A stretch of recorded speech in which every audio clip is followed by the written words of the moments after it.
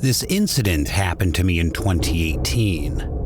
Now it's still something I think about to this day, looking back and thinking what could have happened. Craigslist is used and known by millions. It was a site I frequently used, but I rarely do so now, only on the odd occasion. I was in my last year of college, and for the summer, me and a group of my friends were planning on going out in style and doing some traveling around Europe. I had a part-time job working in a warehouse, packing orders and arranging pallets. This was okay, but didn't pay fantastic. So I was looking for a few quick ways to make some quick extra cash, and I knew on Craigslist, along with the regular pages of items and for sale ads, people would also advertise work that they needed done, odd jobs and assistance, stuff like that. This, I thought, would be a good idea to make some extra money and gain some cash in hand, which would help when it came to getting me going traveling.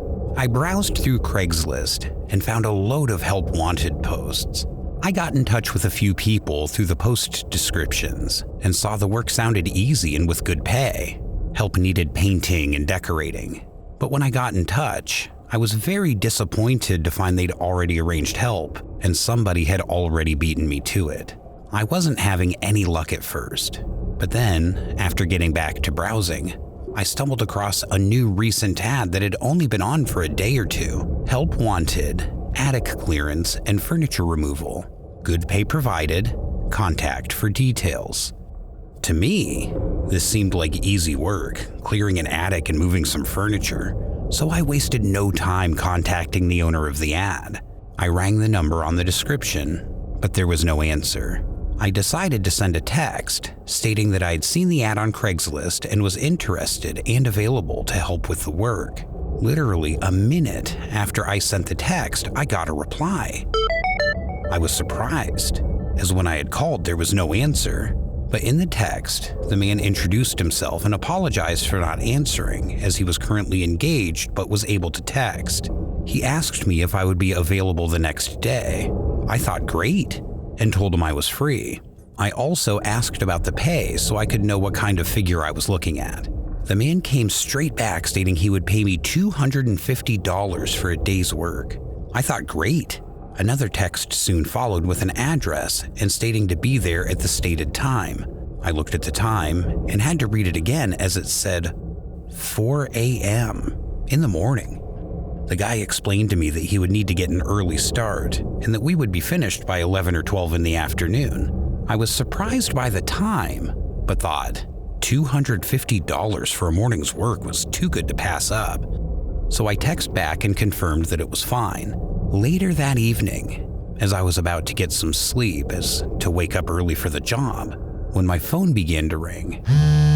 It was the number from the ad. I answered. I said hello, but couldn't hear anything, just silence. It then cut off. It was then soon followed by a text, apologizing, saying his phone was acting up and he was just calling to see if I drove, and if I did drive, to say that it would be ideal to park around the back of the house, as there was more space and that's the way he would be moving stuff. So to come to the back door when I arrived. I did drive, and I didn't really think anything of it at the time, so I just text, okay. That morning, I got up and made my way to the location of the job. It was still pitch black outside. The drive wasn't far, as it was only 20 minutes from where I lived. It didn't take me long to arrive as the roads were empty, not surprising for the time. As I pulled onto the street, I searched for the correct house, but as I found it, it seemed very odd. Unlike all the other houses on the street, this one seemed very run down. I pulled in around the back and got out of my car.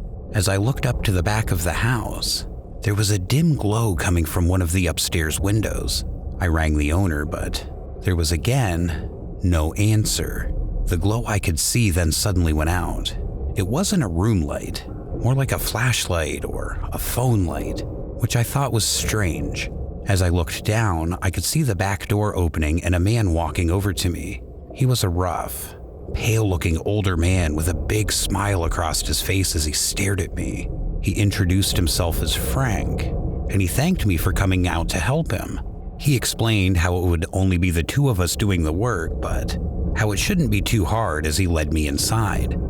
All of the lights were off, and as I looked around, most of the house seemed completely empty. I asked him what we were going to be moving as I saw no furniture. He stated to me that we would be starting in the attic, as that's where the majority of the junk was that needed clearing, but he was having trouble with the lights up there, so he was going to grab us some torches from the other room, and that I should hold tight for a second. He then disappeared off into the other room. As I stood in the hallway, I looked around, starting to feel quite uneasy. This all seemed so strange. The house looked run down on the outside. There was no furniture on the inside. As I was thinking this, I heard a creaking floorboard up the stairs. As I looked up, I saw what I thought was a dark figure move out of sight on the landing. This made me feel more on edge than I'd already become. I turned around, and to my shock, Frank was standing behind me, inches from my face, as he held out a torch. I asked him if he was alone in here, as I was sure I saw someone up the stairs, and mentioned hearing the floorboards creaking. Looking at me with the same crazy smile, he told me he lived alone, and there was no one else here.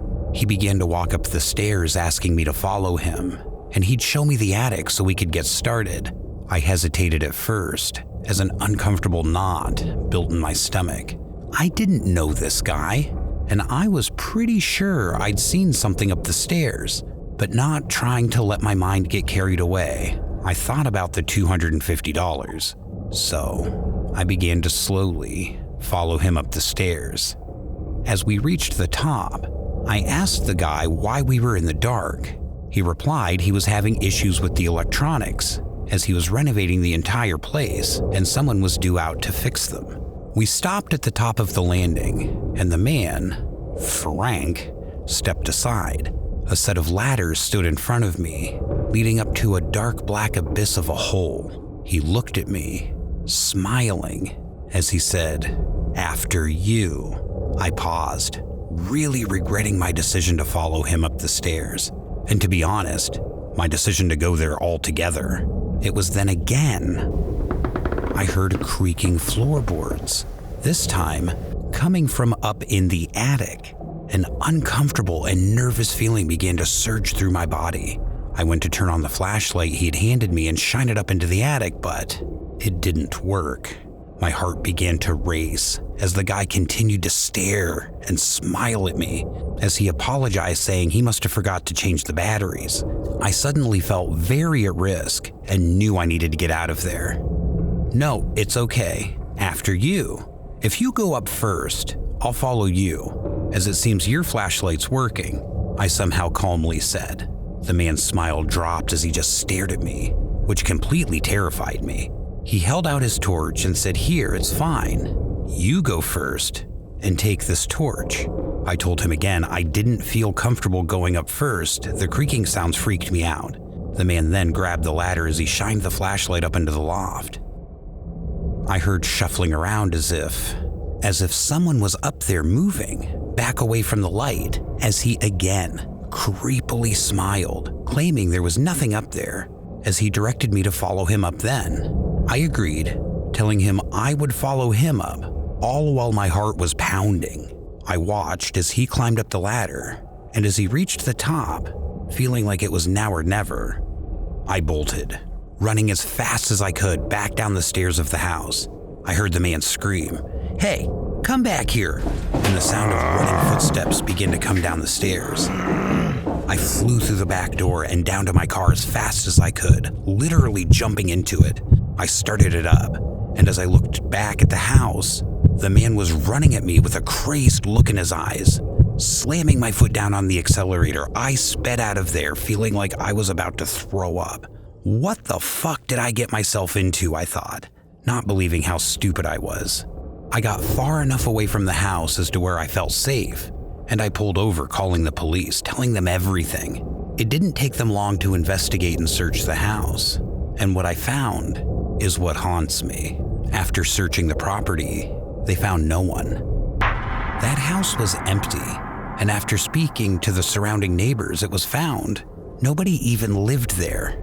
That property was vacant and had been for some time. The listing on Craigslist I'd responded to had disappeared, and the number the guy had contacted me off of had become a dead line.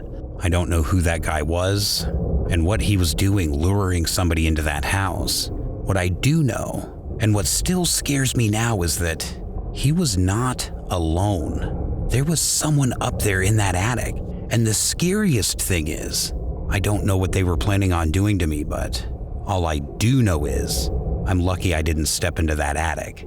There was no chance I was going to, but the thought of what could have happened is truly terrifying. So if you're out there, to the freak who posted that ad, and whoever was in the attic, I don't know what your intentions were, but let's not meet again.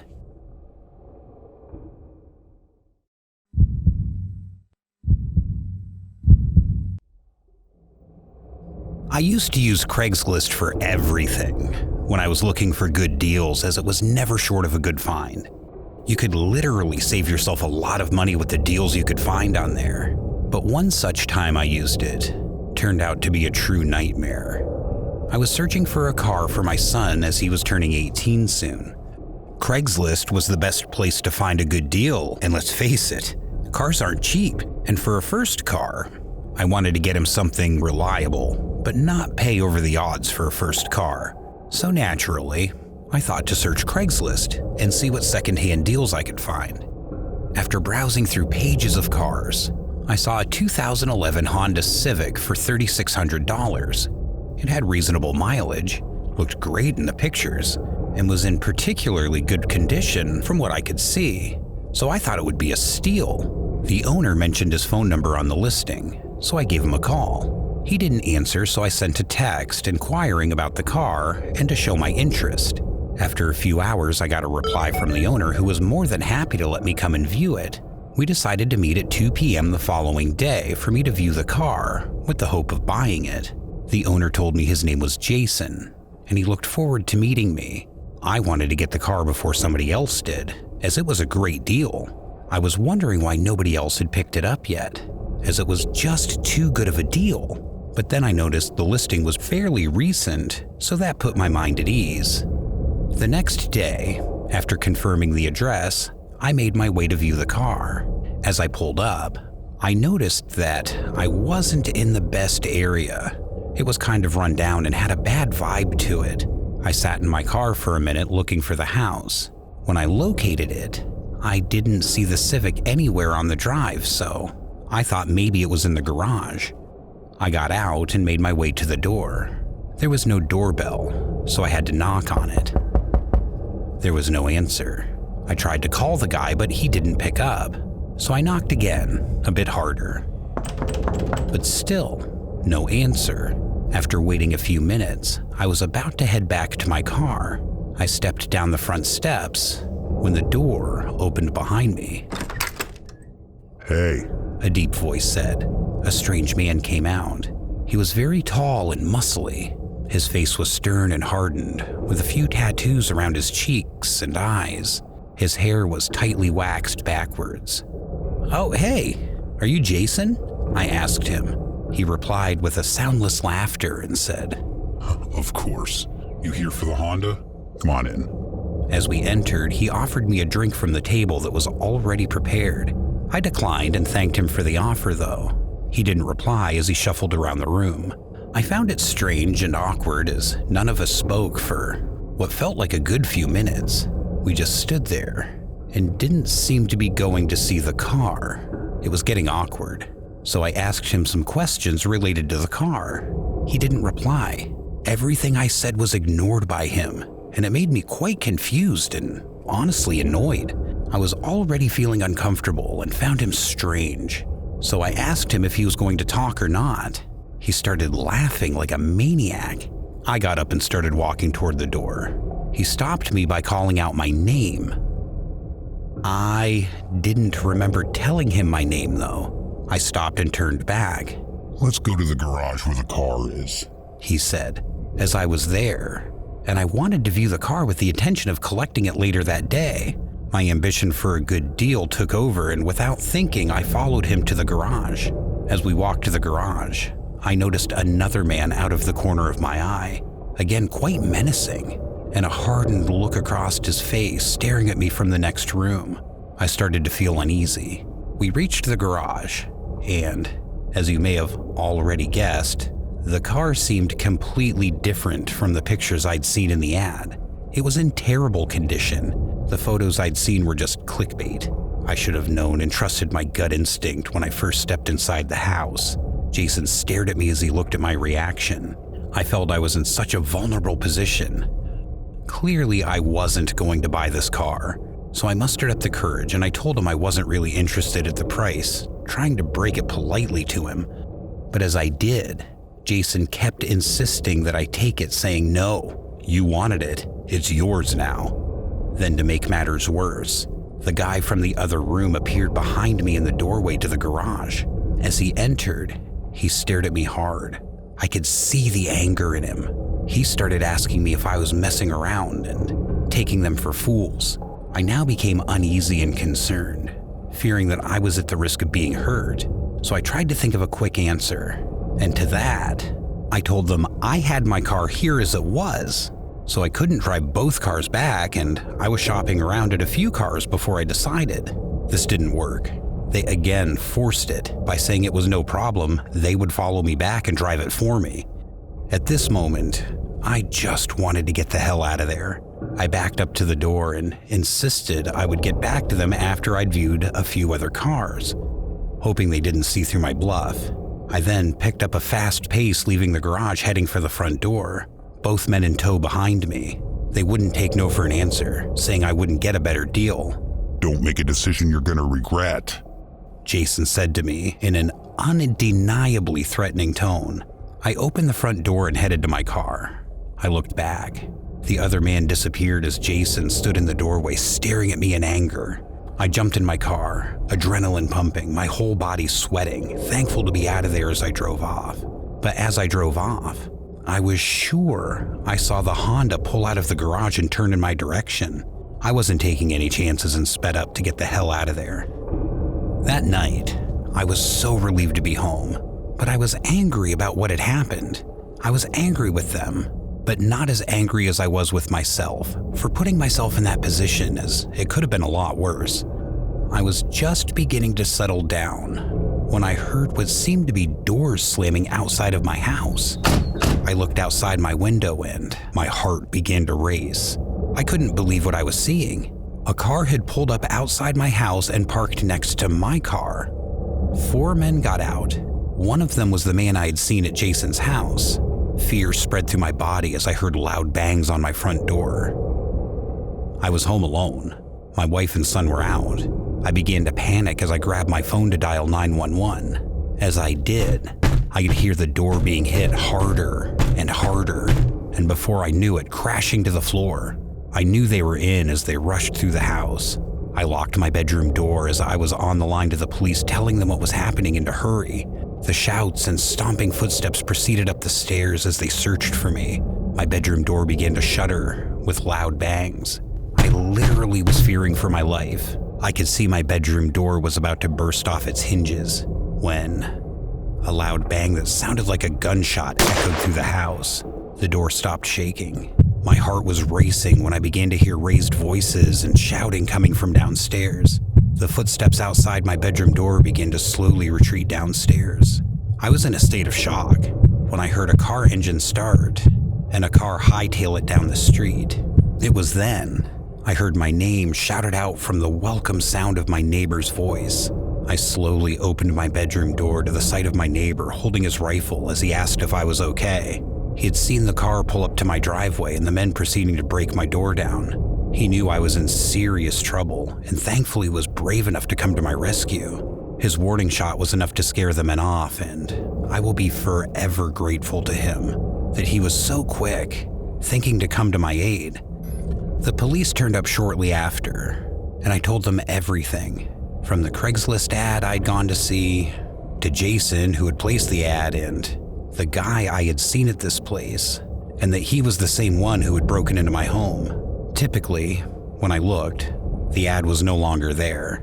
When the police checked out Jason's place, there was no Honda, and he denied everything. He was home alone and claimed he didn't know anyone like his accomplice after hearing the description. I have never been as scared as I was that night, and since that night, I've not used Craigslist to buy anything. It's a great platform, don't get me wrong, but it has many flaws. So please be careful when responding to ads on there, and always take someone with you if you're going to view something, as you never know who you're really dealing with. Just a quick one, guys. Thank you for listening. I hope you enjoyed these disturbing stories. Why don't you comment down below which one would have terrified you the most if it were you in that situation? Also, don't forget to subscribe just over to the left and look out for plenty more upcoming content by hitting that bell button. If you can, like, comment, and share. It really helps us out, and I really appreciate it a lot, you guys.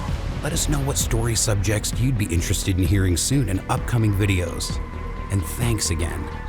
Take care out there, and remember, fear lies within.